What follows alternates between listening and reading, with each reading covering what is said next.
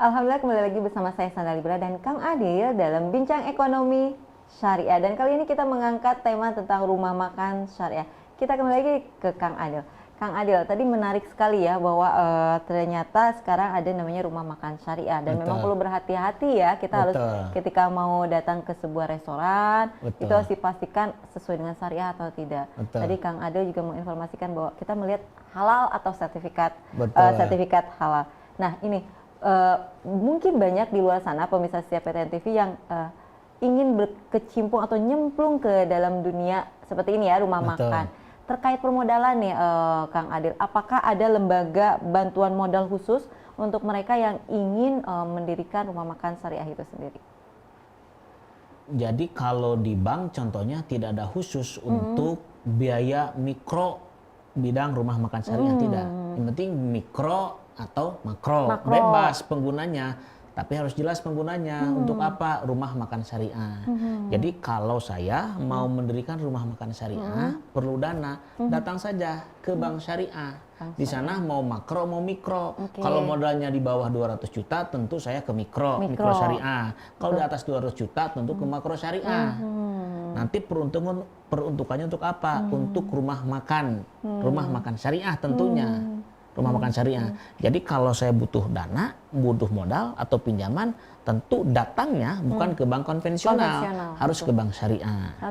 Betul. Jadi memang itu, jadi kalau memang kita mau mulai segala sesuatu yang berhubungan dengan syariah, itu memang harus diawali ya tadi, permodalan pun harus ke bank yang syariah. Ke syariah juga. Kita mau diaktakan rumah makan kita nih, datang aja ke notaris. Sekarang bermunculan notaris syariah. Jadi ada notaris syariah.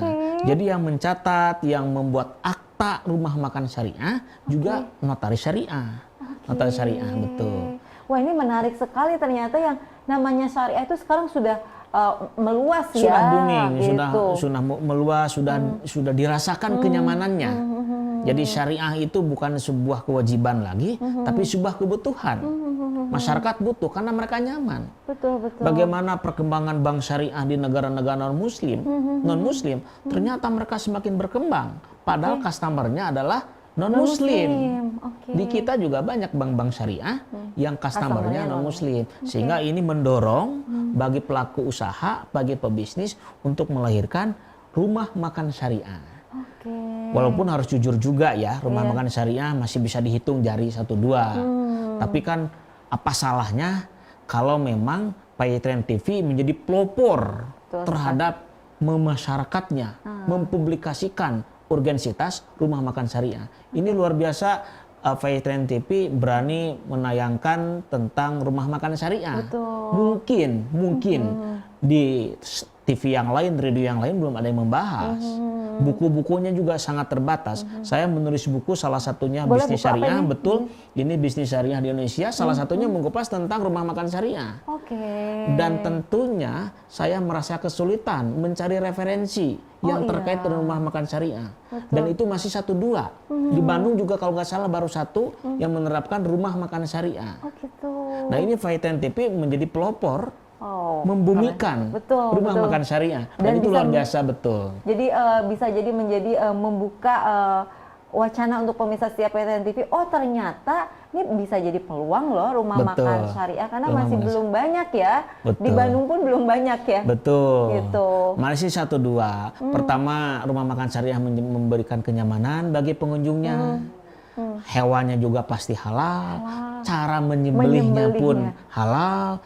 Menggunakan atau melafadzkan nama Allah, Bismillahi Allahu Akbar, cara menyembelihnya, kemudian juga mendapatkan hal MUI, ramah, suasananya Islami, pegawainya syar'i, itu. Nah, kalau tadi kan di Bandung masih belum banyak. Kalau secara umum deh di Indonesia, seberapa banyak rumah makan yang menerapkan konsep syariah? Apakah sudah ini atau ternyata masih ini kan pemirsa mungkin kan ini bisa jadi peluang loh Kang Adil untuk memulai usaha ini syariah. Seberapa banyak untuk yang menerapkan konsep? Sampai saat ini rumah makan syariah di Indonesia masih terbatas. Masih satu dua, itu pun di kota-kota besar, Kota-kota seperti besar. Bandung. Oke. Kalau kota-kota kecil belum ada. Tapi ini jelas menjadi bisnis yang prestisius, bisnis yang sangat potensial untuk mengadakan rumah makan syariah. Apalagi datang ke Bali, Islamic Restaurant. Tenang, rekrut. Wah, regreg orang Islam betul. datang ke sana tenang, Betul. nyaman, dijamin halal 100% daripada datang ke restoran yang tidak jelas siapa pemiliknya, kemudian makanan yang disajikannya apakah halal atau tidak halal. Betul. Tentu ini memberikan ketidaknyamanan, unsatisfied Betul. for the customer. Iya. Apakah ini halal atau tidak halal? Betul. Gitu. Memang saya merasakan baru-baru ini Kang Adi, saya memang dari luar kota yang memang mayoritasnya non muslim gitu. Betul. Saya memang diajak oleh teman gitu ya, memang ada yang guide-nya gitu. Saya bingung, di sana banyak rumah makan yang biasa menurut saya, tapi ketika saya memilih tempat rumah makan tersebut, teman saya bilang jangan.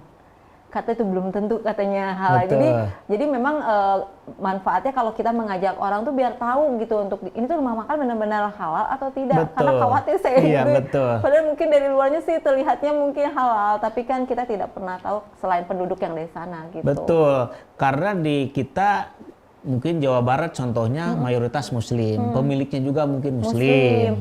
Itu memberikan kenyamanan, Betul. ya, memberikan kenyamanan bagi pengunjung. Tapi bagaimana dengan provinsi yang mayoritasnya non Muslim, Betul. sementara pengunjungnya kebanyakan Muslim? Betul.